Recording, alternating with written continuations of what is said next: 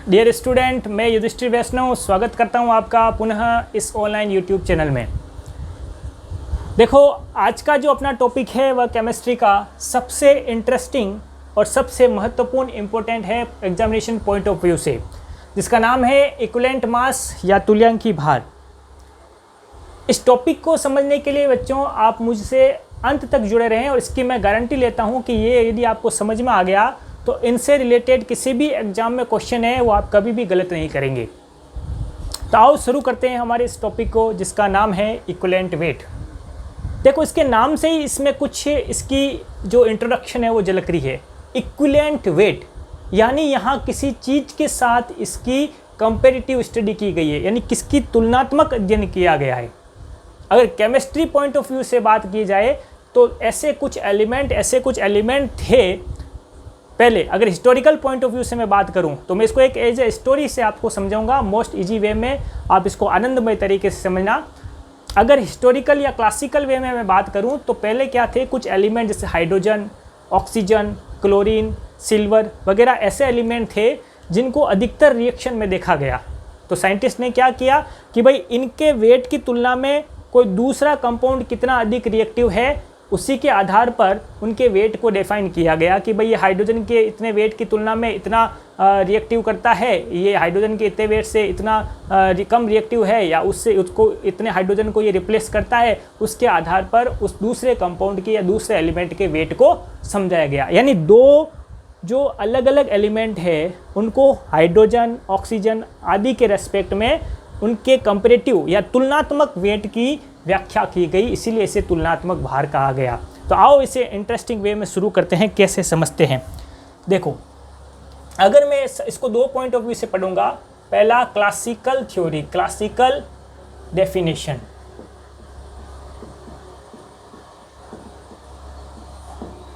पहले मैं आपके इसकी परिभाषा लिख देता हूँ, इंग्लिश में लिख देता हूँ, हिंदी में मैं आपको इसको समझा दूंगा क्या कहना चाहता है ये इक्विवेलेंट वेट। देखो, क्लासिकल डेफिनेशन के हिसाब से बात करें तो इट इज़ गिवन एज कौन, इक्विवेलेंट मास।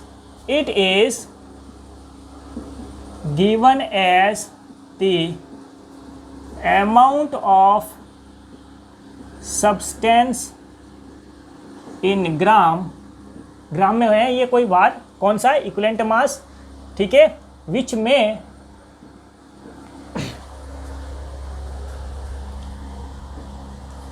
कंबाइन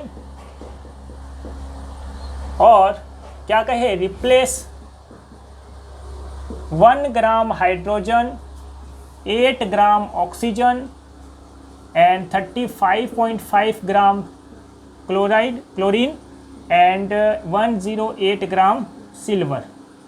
क्या कहती है ये डेफिनेशन कि इक्विवेलेंट मास किसी पदार्थ का वह मास है जो 1 ग्राम हाइड्रोजन को रिप्लेस करने के लिए आवश्यक है, 8 ग्राम ऑक्सीजन को रिप्लेस करने के लिए आवश्यक है, 35.5 ग्राम क्लोरीन को रिप्लेस करने के लिए आवश्यक है, और 108 ग्राम सिल्वर को रिप्लेस करने के लिए या उसके साथ रिएक्ट करने के लिए, दोनों चीज़ हो सकती है, या तो रिएक्ट करे या उसको रिप्लेस कर ले, इतना आवश्यक है। देखो, यहाँ पर इन चार के एलिमेंट के साथ में कंपेरेटिव वेट निकाला गया या कंपेरेटिव स्टडी की गई, इसीलिए इसका नाम क्या रखा गया, इक्विवेलेंट वेट। आगे समझ में आपको। यानी अगर बात की जाए हाइड्रोजन के इक्विवेलेंट वेट की तो वो कितना होता है बच्चों, 1 ग्राम।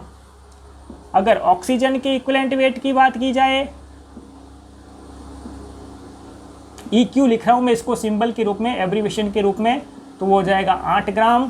क्लोरीन की बात की जाए Cl के एलिमेंट की तो वो हो जाएगा 35.5 ग्राम, और सिल्वर की बात की जाए इक्विवेलेंट वेट की तो वो हो जाएगा 108 ग्राम। अब कैसे इसको एग्जाम्पल से इजी वे में समझेंगे, कोई टेंशन लेने की नहीं, मस्ती से। भाई किसी ने सच ही कहा है, जिसकी रहती है मस्ती उसी की बनी रहती है हस्ती। तो मस्ती के साथ इसे हम समझेंगे, पूरा आप देखें इस वीडियो को। तो क्या है, एक एग्जाम्पल लेते हैं। पहला एग्जाम्पल, हमने क्या किया, एक हाइड्रोजन सल्फाइड, ठीक है, सल्फ्यूरिक से क्या कहते हैं, हाइड्रोजन सल्फाइड गैस है, H2S गैस है। यहाँ आपको सल्फर का इक्विवेलेंट वेट निकालना है। कैसे निकालोगे बच्चों? हमारी डेफिनेशन के हिसाब से अगर इसको देखा जाए तो 2 हाइड्रोजन के एटम मोल हाइड्रोजन 2 मोल हाइड्रोजन किसके साथ रिएक्ट कर रही है? 1s के साथ में, 1 मोल सल्फर के साथ में। यानी मैं कह सकता हूँ इस सल्फर का अगर आपको पूछा जाए कितना वेट होगा, मोलिकुलर वेट, तो 32 ग्राम, और एक हाइड्रोजन का कितना होता है बच्चों? 1 ग्राम, तो 2 × 1 बराबर कितना हो जाएगा? 2 ग्राम। यानी 32 ग्राम सल्फर रिएक्ट करती है 2 ग्राम हाइड्रोजन के साथ में, है ना। और हमें यदि इक्विवेलेंट वेट निकालना है तो हमें तो ये पता करना है कि भाई 1 ग्राम हाइड्रोजन के साथ में कितनी सल्फर रिएक्ट करेगी।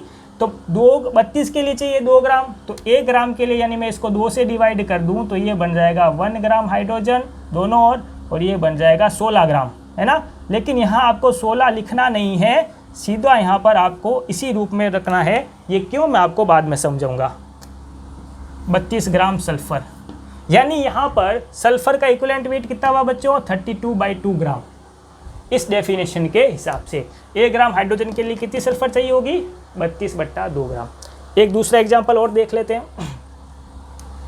दूसरा एग्जाम्पल यहाँ आपको ऑक्सीजन वाला ले लेता हूँ, बोरॉक्स एल्यूमिना Al2O3 में एल्यूमिनियम का इक्विवेलेंट वेट निकालना है। ठीक है बच्चों, एल्यूमिनियम का। तो इस रिएक्शन में देखें तो क्या है? 2 मोल एल्यूमिनियम Al+3, और इसी प्रकार से यहाँ पर 3 कितने हैं? ऑक्सीजन के मोल। तो यहाँ अगर इसको देखा जाए 1 मोल ऑक्सीजन का कितना होता है आपको पता है? कितना होता है? 16, तो 3 × 16, और यहाँ हो जाएगा आपके एल्यूमिनियम का कितना होता है बच्चों? एल्यूमिनियम का होता है, मैं यहाँ लिख देता हूँ, एल्यूमिनियम का होता है 27 ग्राम। ठीक है, तो यहाँ पर 27 ग्राम × 2, यानी 27 × 2 ग्राम रिएक्ट करती है इतने ग्राम ऑक्सीजन के साथ में। लेकिन हमें तो यहाँ पर 1 ग्राम ऑक्सीजन चाहिए ना, ऑक्सीजन का मैं लिखा ना 8 ग्राम, यानी इसको 8 ग्राम बनाना है। अब इसको 8 ग्राम बनाने के लिए मैं क्या करता हूँ? यहाँ मैं 6 से डिवाइड करता हूँ, यहाँ भी 6 से डिवाइड करता हूँ। तो यहाँ पर देखो 6 से डिवाइड कर दिया तो ये कितना बच गया? 1, ये 2 को 16 में भाग दिया, कितना बच गया? 8 बच गया ना, 8। यानी यहाँ पर लिख सकते हैं 8 ग्राम, इसको इससे डिवाइड किया। अब यहाँ से 6 से किया तो कितना हुआ? ये 1 बार, ये 3 बार, यानी 27/3 ग्राम, 27। इसको भी मैं यहाँ पर सही लिख देता अच्छी तरीके से। कैसे किया? ये तो 6 था यहाँ पर, और ये बच गया आपके थोड़ा अच्छी तरीके से 27/3 ग्राम। कौन? ये हो गया एल्यूमिनियम +3। यानी 8 ग्राम ऑक्सीजन से रिएक्ट करने के लिए आपको कितना चाहिए? 27/3 ग्राम एल्यूमिनियम। तो ये क्या हो जाएगा? एल्यूमिनियम का इक्विवेलेंट वेट। क्योंकि हमें तो क्या करना है? 8 ग्राम के साथ कितना यूज करता है भाई, इतने ग्राम के साथ इतना है, तो 8 ग्राम के साथ इतनी वैल्यू आएगी एल्यूमिनियम के वेट की, और यही एल्यूमिनियम का इक्विवेलेंट वेट होगा। अब आते हैं आगे, एक एग्जाम्पल और देख लेते हैं। तीसरा एग्जाम्पल देखो, ऑक्सीजन का हो गया, और एक क्लोरीन का ले लेते हैं ना। क्लोरीन का लेता हूँ मैं आपके साथ में, मैग्नीशियम क्लोराइड में मैग्नीशियम का इक्विवेलेंट वेट क्या होगा। अब यहाँ पर हमें पता है मैग्नीशियम का कितना होता है बच्चों? यहाँ 1 मैग्नीशियम है और यहाँ पर 2 क्लोराइड आयन हैं। तो 1 मैग्नीशियम का अगर बात करें, मैग्नीशियम का होता है मोलिकुलर वेट 24 ग्राम।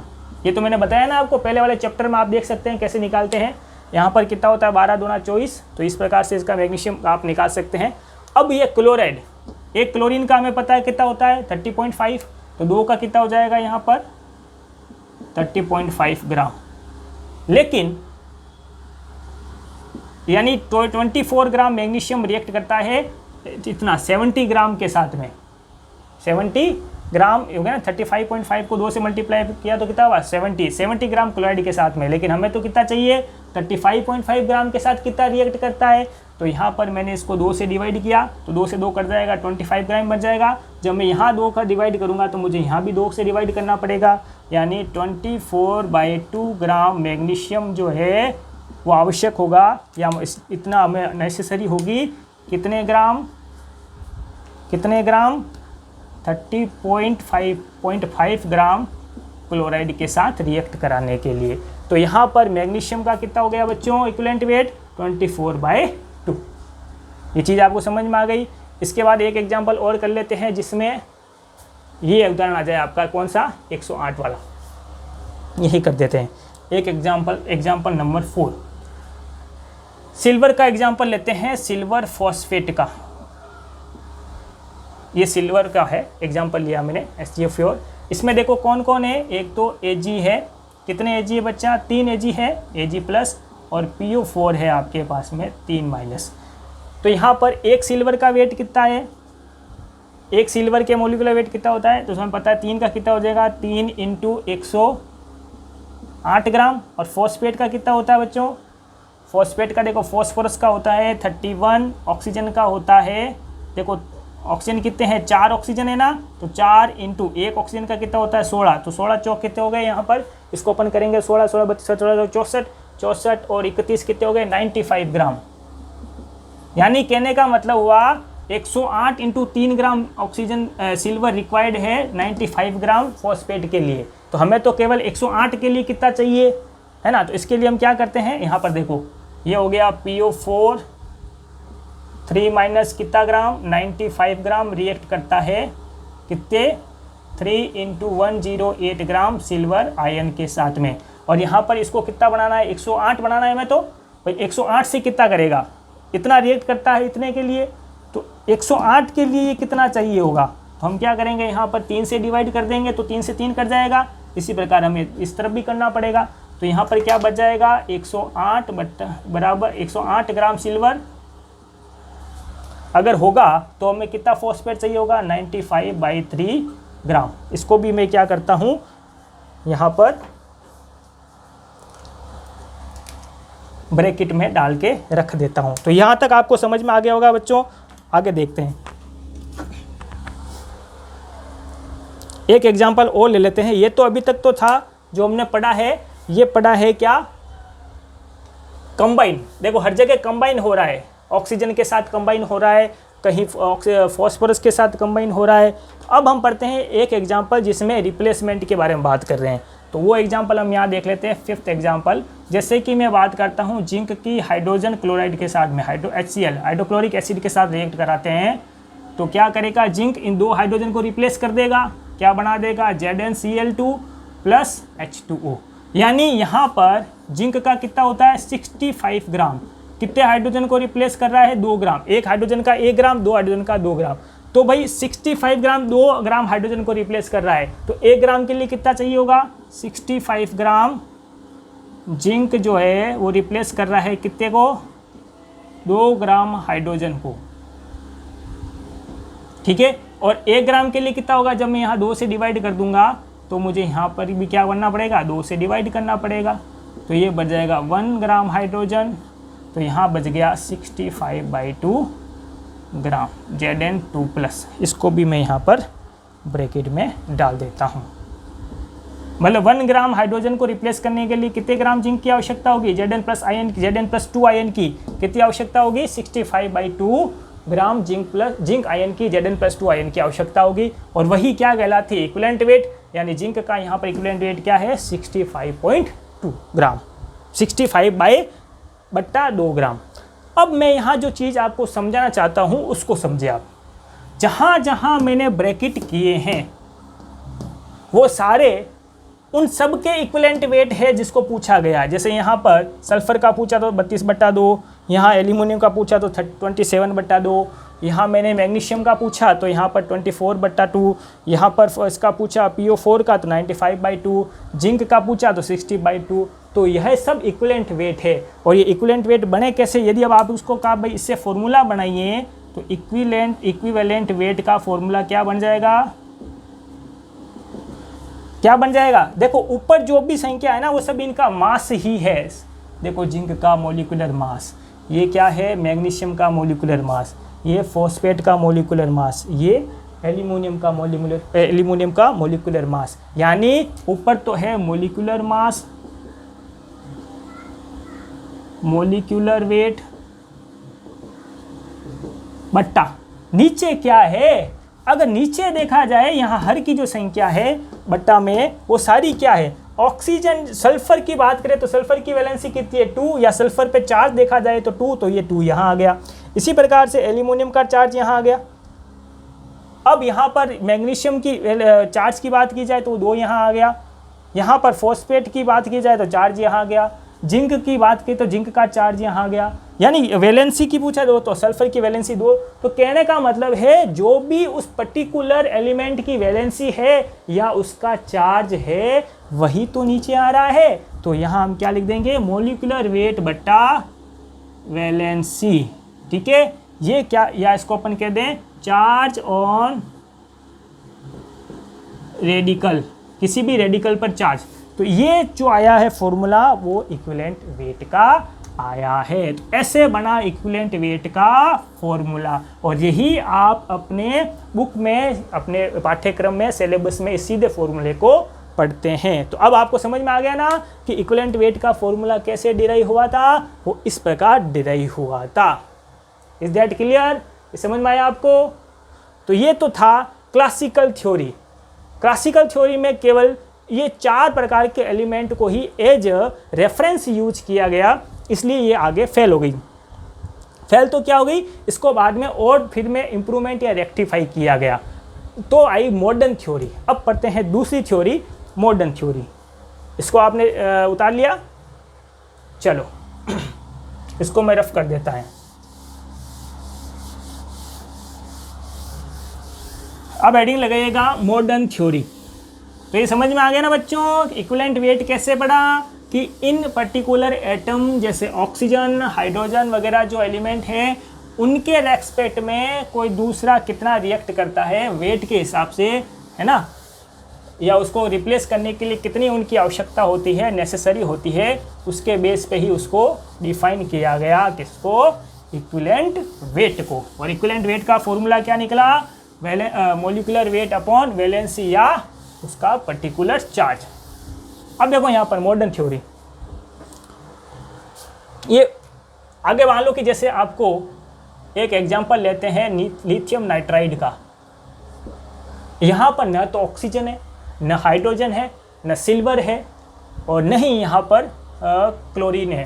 तो फिर आप इस लिथियम का मॉलिक्यूलर इक्विवेलेंट वेट कैसे निकालेंगे? इसलिए एक नई थ्योरी आई, मॉडर्न थ्योरी। मॉडर्न थ्योरी के अकॉर्डिंग क्या है, वही फॉर्मूला तो वही रहता है जो मैंने पढ़ाया। जैसे आपको लिथियम नाइट्राइड का निकालना है तो यहाँ पर 2 एलिमेंट है ना, देखो 3 तो है लिथियम प्लस आयन, और एक है नाइट्रोजन का N3-। ठीक है, अब यहाँ लिथियम का मॉलिक्यूलर वेट कितना होता है, 5 होता है। हाइड्रोजन, हीलियम, लिथियम 7 कितना होता है, 7 बटा उसका जो चार्ज है ना, चार्ज, इसको यहाँ पुट करना है 1। इसी प्रकार से नाइट्रोजन का कितना होता है बच्चों, 14, और इसके चार्ज को यहाँ पुट करना है। चार्ज का साइन नहीं करना है, न्यूमेरिकल वैल्यू ऑफ चार्ज यहाँ पर पुट करना है, वही इसका क्या कहलाता है, इक्विवेलेंट वेट। समझ में आ गया? ये तो था सिंपल मॉलिक्यूल का। अगर मैं बात करता हूँ कंपाउंड के, अगर किसी कंपाउंड की बात करता हूँ, दूसरा लिखिए, इक्विवेलेंट वेट ऑफ कंपाउंड। किसी पूरे कंपाउंड का इक्विवेलेंट वेट निकालना है तो ये इक्विवेलेंट वेट का होता है, it is sum of equivalent weight of their constituent ion. कैसे, इसको भी अपन एक एग्जांपल से समझते हैं। जैसे एग्जांपल लिया अपन ने कैल्शियम फॉस्फेट। कैल्शियम फॉस्फेट, अगर यहाँ कैल्शियम फॉस्फेट की बात की जाए तो 2 तरह के यहाँ पर कैसे बनेगा, इसको देखो, 3 कैल्शियम 2 प्लस आयन और 2 4 प्लस आयन, है ना। यहाँ पर भी यदि इनके कॉन्स्टिट्यूएंट आयन कौन कौन से हैं, मैंने लिखा है sum of the equivalent weight of, ये वाले, यानी यहाँ कैल्शियम फॉस्फेट की बात की जाए तो एक तो है कैल्शियम 2 और एक है फॉस्फोरस का 3। यहाँ पर मैंने नंबर नहीं लिखना है, केवल उनके कॉन्स्टिट्यूएंट आयन को क्या करना है, लेना है। तो यहाँ पर हमें पता है कैल्शियम का कितना होता है, कैल्शियम का होता है 14। मॉलिक्यूलर वेट कितना होता है बच्चों, 14। 40 और चार्ज कितना है इसका 2, इसका कितना हो जाएगा फॉस्फेट का जो पहले वाले एग्जाम्पल में पढ़ा था 95/3। अब इनका सम यानी इक्विवेलेंट वेट ऑफ Ca3PO4 2 बराबर यानी पूरे कंपाउंड का क्या हो जाएगा 40/2 प्लस 95/3। अब इसका एलसीएम लेंगे तो कितना आ जाएगा 6 आ जाएगा, 2 6 का, यानी यहाँ पर इसे करेंगे तो आ जाएगा 43, 3 बार जाएगा ना, मैं ऐसे लिख रहा हूँ भाई, 2 को 3 बार जाएगा पाड़ा और 3 का ये 2 बार, तो 95 और 2। देखो यहाँ पर ये ऑटोमेटिक आ चुके हैं आगे वाले नंबर, ये 3 वाला यहाँ आ चुका है, ये 2 वाला यहाँ आ चुका है, इसलिए इनको नहीं लेना है। आगे वाले जो इनका स्टोइकियोमेट्रिक गुणांक है फैक्टर है उनको नहीं लेना है, केवल उनके आयन को ही हमें यहाँ पर यूज करना है, ठीक है। तो ये आ गया आपका किसका equivalent weight of calcium phosphate का। अब यहाँ पर एक नई चीज़ निकल के आई है, ये क्या चीज़ है, ये कौन सी भला है, इसको कहा जाता है, देखो ऊपर वाला तो क्या हो गया मोलिकुलर वेट हो गया ना। मोलिकुलर वेट कैसे निकालते हैं, अगर इसका मोलिकुलर वेट निकालते हो तो हम क्या करते हैं 3 इंटू इसका होता है 40 प्लस 2 इंटू इसका कितना होता है 95। देखो ये चीज़ तो यहाँ लिखी है 40 इंटू 3 95 इंटू 2, तो ये चीज़ क्या है एक तरीके से इनका मोलिकुलर वेट है। तो ये हो गया मोलिकुलर वेट ऑफ कंपाउंड बट्टा ये क्या चीज़ है, इसको कहा जाता है एन फैक्टर। क्या कहा जाता है बच्चों एन फैक्टर। अब एन फैक्टर का मतलब क्या हुआ, देखो यहाँ समझते हैं। एन फैक्टर का मतलब हो सकता है it is total sum of positive charge. कैसे, पॉजिटिव चार्ज का सम, अगर मैं इस कंपाउंड की बात करता हूँ तो टोटल पॉजिटिव चार्ज कितने हो जाएंगे, देखो 2 1 पर है और टोटल कैल्शियम कितने हैं 3, तो 2 3 6 हो गए ना 6, तो सम ऑफ पॉजिटिव चार्ज बराबर कितना है 6 और 6 ही हमने यहाँ पर लिखा है एन फैक्टर। दूसरा इसको कह सकते हैं it is sum of negative charge. Negative charge का सम, नेगेटिव चार्ज कितना था बच्चों, देखो यहाँ पर 3 एक फॉस्फेट के ऊपर, लेकिन टोटल कितने हो गए 2 मोल है, तो 2 3 कितने हो गए 6 और 6 ही लिखे हमने, है ना। तो ये भी क्या आया 6।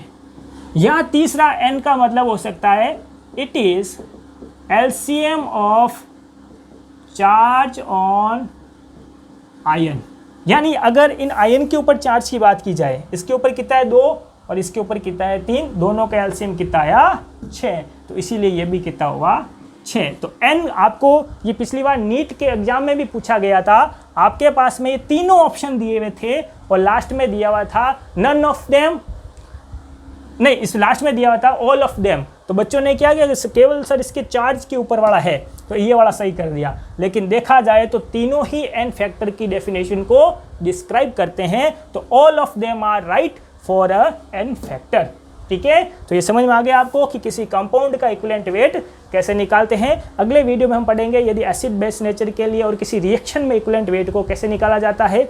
ये आपको अच्छा लगा है, इसमें मज़ा आया, इंटरेस्टिंग लगा आपको, तो इसको लाइक करें, शेयर करें और सब्सक्राइब करें। Thank you, welcome.